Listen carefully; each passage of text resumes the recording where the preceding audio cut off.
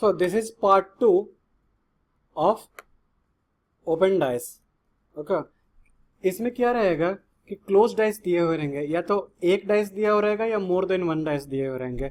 इस close dice को अगर हम लोग ओपन करेंगे तो कौन सा स्ट्रक्चर हमें ऑब्टेंड होगा, ठीक है, वो हम देखेंगे। तो इस तरह के क्वेश्चन को भी बनाने के लिए हम लोग क्या करते हैं, ओपोजिट जो है वो फेस फाइंड आउट करते हैं, ठीक है। अब देखो 1 और 2 को कंसीडर करो, 1 और 2 को, 1 और 2 में 3 कॉमन है, दोनों में 3 कॉमन है, ठीक है।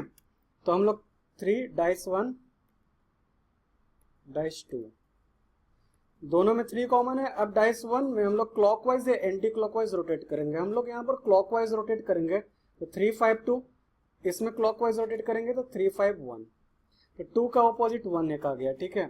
तो इससे तो हमें कुछ ज़्यादा खास पता नहीं चला। अब डाइस 3 में देखते हैं क्या है। डाइस 3 में भी 3 कॉमन है, तो डाइस 3 में 3 कॉमन है और हम लोग रोटेट करते हैं, ठीक है। तो इसमें हमें ऑब्टेंड हुआ 5 के ऑपोजिट 4, ठीक है। यानी जो बचा हमारा 3 के ऑपोजिट क्या होगा, 6 होगा। 2 के ऑपोजिट 1 आया, 5 के ऑपोजिट 4 हमें मिला और 3 के ऑपोजिट हमें 6 मिला, ठीक है। वही चीज यहाँ पर हम लोग देखेंगे। अगर 4 के ऑपोजिट 1 है, 4 के ऑपोजिट 1 नहीं होना चाहिए था, 4 के ऑपोजिट 5 होना चाहिए, इसलिए ये गलत है। 4 का ऑपोजिट 5 ये तो सही है, 3 का ऑपोजिट 1, 3 का ऑपोजिट 1 है, 3 का ऑपोजिट 6 होना चाहिए था, इसलिए ये गलत है। ओके, 6 का ऑपोजिट 3 ये सही है, 4 का ऑपोजिट 1 नहीं होना चाहिए, 4 का ऑपोजिट 5 होना चाहिए था, इसलिए ये गलत है। जो बच्चा हमारा D, it will be our answer. तो ये काफ़ी इजी अप्रोच है हमारा, हम लोग इसी तरीके से क्वेश्चन को सॉल्व आउट करेंगे। इसमें 3 डैश दिया हुआ होता, अब देखते हैं इसमें 1 डैश दिया हुआ है। इस 1 डैश को अगर हम लोग ओपन करेंगे तो हमें क्या मिलेगा। अब ये जो है डाइस क्लोज है, इसमें तो हम लोग ऑपोजिट पेयर फाइंड आउट कर नहीं सकते, तो हमारा अप्रोच क्या होगा, कुछ ना कुछ तो ट्रिक होगा इसका।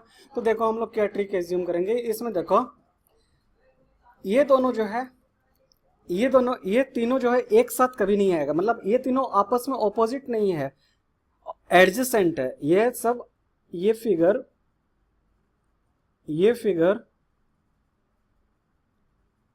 और ये ऑपोजिट नहीं है, एडजेसेंट है, यानी ऑपोजिट नहीं आएगा। यहां पर क्या देख रहे हैं, ये इसके ऑपोजिट है, ये इसके ऑपोजिट है, इसलिए ये गलत है, ठीक है। इसमें भी देख रहे हैं इसके ऑपोजिट ये है, ऑपोजिट तो होगा नहीं, एडजेसेंट होगा, ठीक है। इसके सॉरी ये ब्लैंक है, ठीक है। तो फॉर द टाइम बिंग इसको हम लोग छोड़ देते हैं।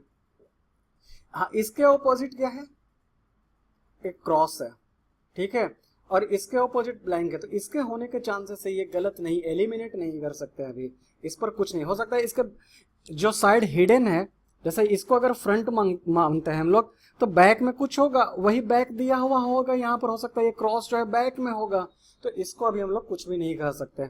हाँ, अब इसमें देखते हैं, इसमें भी ये इससे तो ये इसको कंपेयर करते हैं तो कुछ भी नहीं कहा जा सकता। अगर इसको कंपेयर करते हैं तो ये एक दूसरे के ऑपोजिट है, जबकि होना चाहिए था ये एक दूसरे के एडजेसेंट, इसलिए गलत है। इसमें जो है ये और ये एक दूसरे को एडजेसेंट होगा, ऑपोजिट नहीं होगा, इसलिए ये गलत है, इसलिए ये सही होगा। एक अप्रोच तो हमारा ये है, दूसरा अप्रोच जो है वो हमारा विजुअलाइजेशन मेथड है, ठीक है। कोई सा भी अप्रोच यूज कर सकते हैं। अब इस मेथड में क्या, इस क्वेश्चन में क्या करेंगे, ये भी डाइस 1 है, एक ही डाइस है, तो हम लोग ऑपोजिट पेयर तो फाइंड आउट नहीं कर सकते। ऑपोजिट पेयर फाइंड आउट करने के लिए मोर देन 1 डाइस होना चाहिए, लेकिन इसमें ट्रिक दिया हुआ, ये देखो इस साइड को, ये वाला जो हॉरिजॉन्टल लाइन है वो इस ट्रायंगल के साथ, ट्रायंगल के बेस के साथ शेयर हो रहा है, इसमें हो रहा क्या, नहीं हो रहा, इसलिए गलत है। हाँ, इसमें है ये, तो इसके होने के चांसेस सही है, इसमें नहीं है इसलिए गलत होगा, इसमें भी नहीं है इसलिए गलत होगा।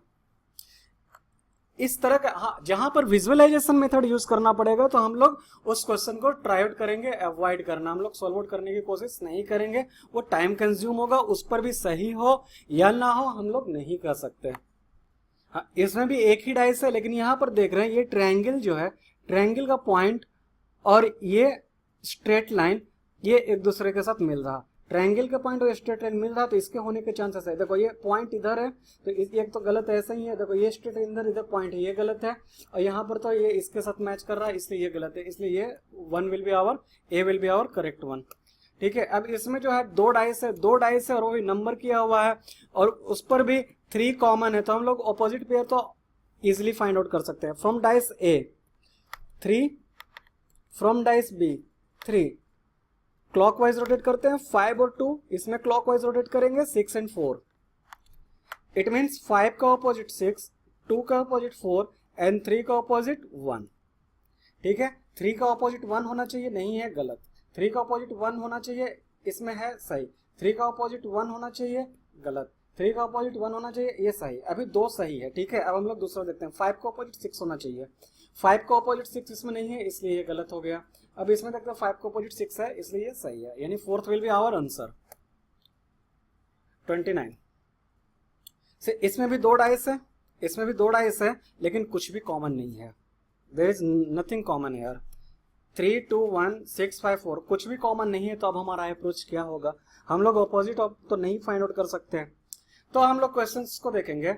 अब क्या है, 3, 1, 2 ये एक दूसरे के एडजेसेंट है.